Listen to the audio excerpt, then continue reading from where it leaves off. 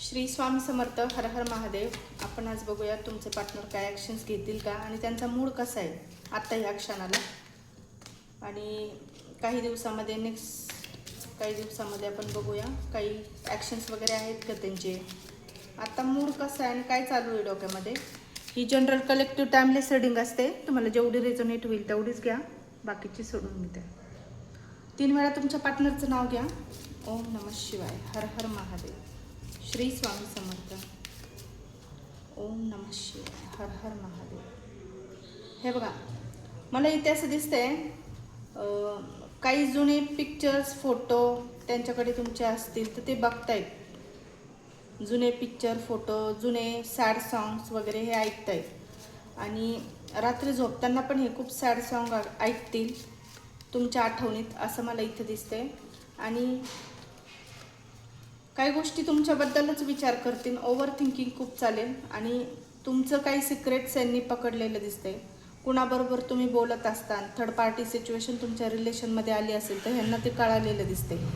त्या गोष्टीवर हे विचार करताना दिसत आहे की ते विचार करताय की मी खूप अनकंडिशनल प्रेम केलं आहे. तुमचे पार्टनर असे विचार करतील रात्री की मी खूप अनकंडिशनल माझ्या पार्टनरवर प्रेम केलं आहे, एवढं सगळ्या गोष्टी मी दिल्या आहेत, इमोशनल सपोर्ट दिला, फायनान्शियली सपोर्ट केला आहे, हर सुखदुःखात मी माझ्या पार्टनरच्या सोबत उभा होतो किंवा होती. तर माझ्या पार्टनरनी तरी देखील माझा असा सडन विश्वासघात कसं काय करू शकते, असं तुमच्या पार्टनरला एक धक्का बसलाय तुमच्या बाबतीत, असं मला इथे दिसते. ते विचार करताना इथे दिसत आहे. ओव्हर थिंकिंग खूप चालू आहे. जुने तुमचे पिक्चर्स फोटोज व्हिडिओज काय असतील यांच्याकडे ते बघताना इथे मला दिसत आहे. पण त्यांचं तुमच्यावर खूप प्रेम आहे, खरंच खूप प्रेम करतात. ही रीडिंग सगळ्यांसाठी नाही आहे. ते तुमचे ट्विन फ्लेम असू शकताय किंवा तुमचे पास्ट कनेक्शन तुमचं असेल, सोलमेट कनेक्शन तुम्हाला फील करतात ते तुमच्याबद्दल आणि त्यांना ह्या नात्यामध्ये बॅलन्स करायचं आहे. थर्ड पार्टी तुमच्या रिलेशनमध्ये आहे तर ते खूप प्रयत्न करता की थर्ड पार्टी तुमच्या रिलेशनमधून जावा आणि तुम्ही फक्त त्यांचे म्हणून राहावा, अशी त्यांची इच्छा आहे. आणि नक्कीच त्यांना तुमच्याबद्दल तुमच्यासोबत एक युनियनच्या एनर्जीमध्ये यायचं आहे. तुम्हीच त्यांना कंप्लीट करतात असं ते फील करतात. तुम्ही त्यांच्याबरोबर असले की ते कंप्लीट फील करतात, फुलफिलमेंट आहे तुम्ही त्यांचे, असं त्यांना वाटतं. आणि आता सध्या जे काही तुमच्या रिलेशनमध्ये गैरसमज होत आहेत, वादविवाद होत आहे, ऑन ऑफ सिच्युएशन तुमच्या रिलेशनमध्ये येते, तर त्यांना असं वाटतंय की तुम्ही कुठेतरी ना त्यांना समजून घ्यायला पाहिजे. त्यांनी तुमच्यासाठी खूप काही केलं आहे ह्याची जाणीव तुम्हाला पाहिजे.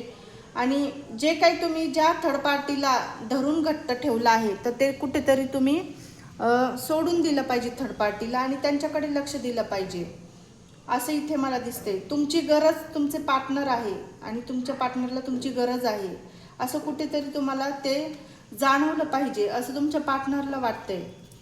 असे विचार करताना मला दिसते. आणि नेक्स्ट ॲक्शन त्यांचे काय असतील ते आपण बघूया. ओम नमः शिवाय. हर हर महादेव. हे बघा, मिररिंग एनर्जी त्यांची येणाऱ्या काही दिवसामध्ये ते तुम्हाला मिररिंग करतील. म्हणजे जसं तुम्ही वागतील तसंच ते तुमच्याशी वागतील. तुम्ही जर त्यांच्याशी बोलायचा प्रयत्न केला तर हे पण तुमच्याशी बोलायचा प्रयत्न करतील. तुम्ही जर सायलेंट ट्रीटमेंट त्यांना दिली तर हे पण तुम्हाला सायलेंट ट्रीटमेंट देतील. तुम्ही जसं त्यांना विचार दिवसभर करतील ते पण तुमच्याबद्दल तेच विचार करतील, अशी एनर्जी मला इथे दिसते. प्रेम खूप आहे. ट्विन फ्लेम एनर्जी भरपूर जणांची मला इथे दिसते. सोलमेट कनेक्शन इथं दिसते. पण काय की दोघांचं इगोमध्ये येतोय आणि नक्कीच ह्यांचे तुम्ही सोलमेट आहात आणि हे तुम्हाला लाईफ टर्मपर्यंत लाईफ पार्टनर तुम्हाला बघतात, लाँग टर्मपर्यंत, असं मला सांगायचं आहे.